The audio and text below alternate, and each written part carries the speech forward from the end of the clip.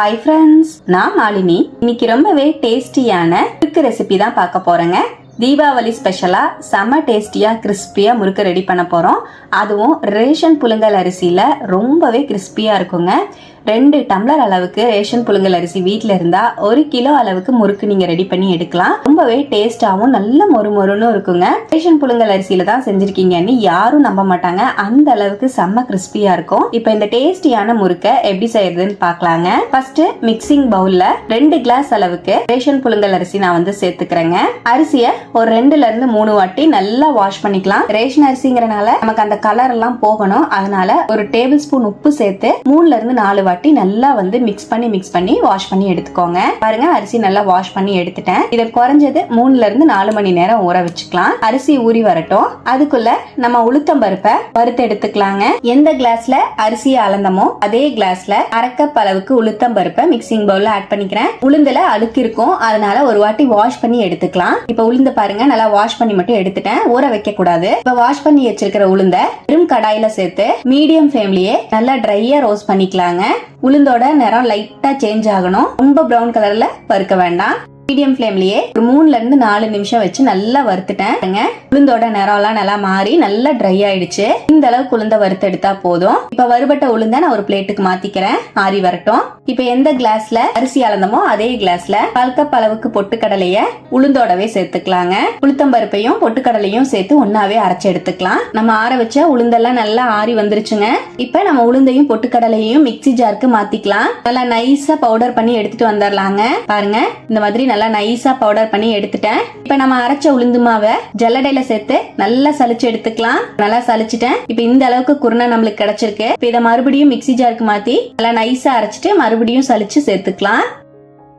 இப்ப அரைச்ச குருணையையும் சலிச்சு எடுத்துக்கிறேன். இப்ப நம்ம உளுந்து மாவு ரெடி ஆயிடுச்சு.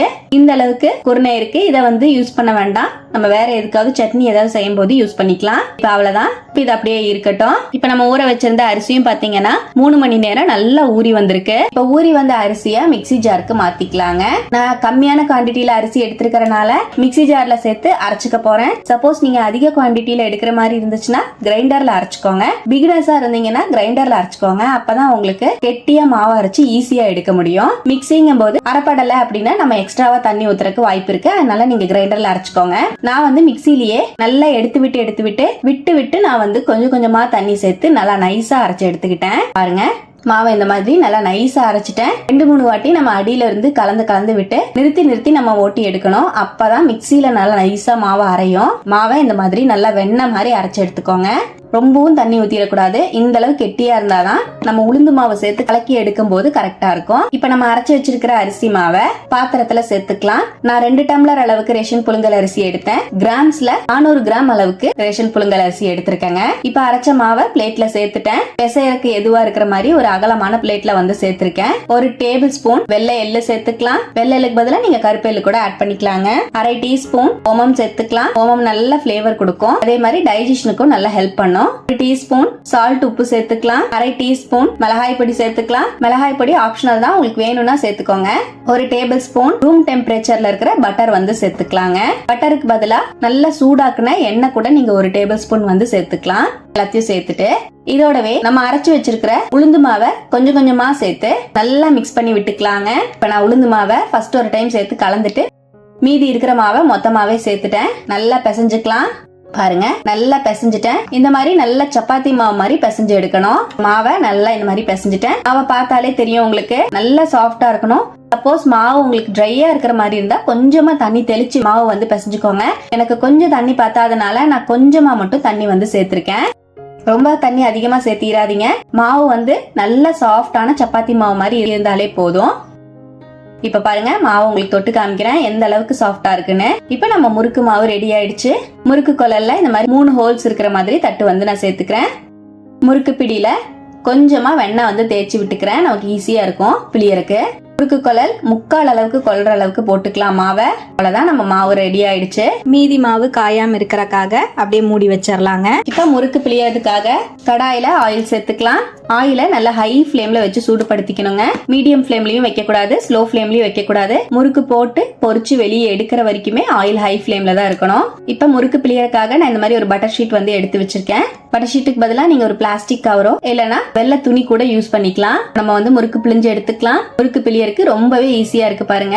ரொம்பவே மாவு சாஃப்டா நம்ம பிசைஞ்சிருக்கறனால ரொம்ப ஈஸியா இருக்கும். தேவையான சைஸ்க்கு முறுக்கு வந்து சுத்தி விட்டுக்கலாம். நான் ஒரு 3 சுத்து வர மாதிரி சுத்தி விட்டுருக்கேன். இந்த மாதிரி சுத்தி விட்டுட்டு நம்ம எண்ணெயில போட்டு பொரிச்சு எடுக்கும் போது ரொம்பவே ஈஸியா இருக்கும் எடுக்கிறதுக்கு.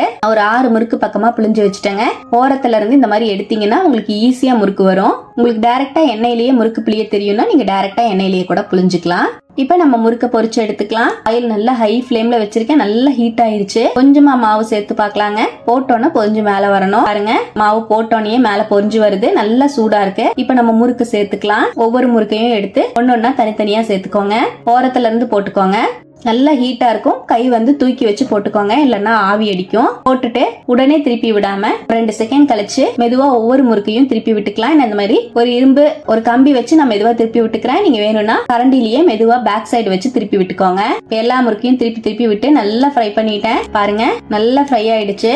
ஆயிலோட சலசலப்பெல்லாம் கம்ப்ளீட்டா அடங்கிடுச்சுங்க. முறுக்கு நல்லா ஃப்ரை ஆயிடுச்சு. இப்ப வெளியே எடுத்துடலாம். ரொம்பவே கிறிஸ்பி அண்ட் டேஸ்டியான ரேஷன் புழுங்கல் அரிசி முறுக்கு சூப்பரா ரெடி ஆயிடுச்சுங்க. செம்ம கிறிஸ்பியா இருக்கும்.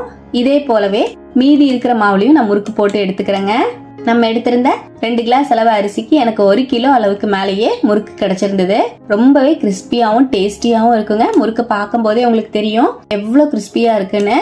ஒரு முறுக்கு நான் உங்களுக்கு உடைச்சு காமிக்கிறேன் பாருங்க.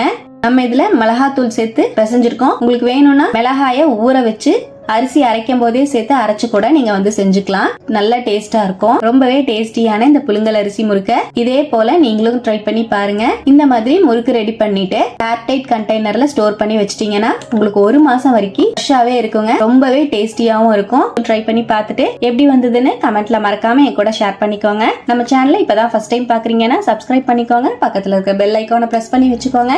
லைக் பண்ணிக்கோங்க. ஃப்ரெண்ட்ஸ் அண்ட் ஃபேமிலியோட ஷேர் பண்ண மறந்துடாதீங்க ஃப்ரெண்ட்ஸ். தேங்க்யூ.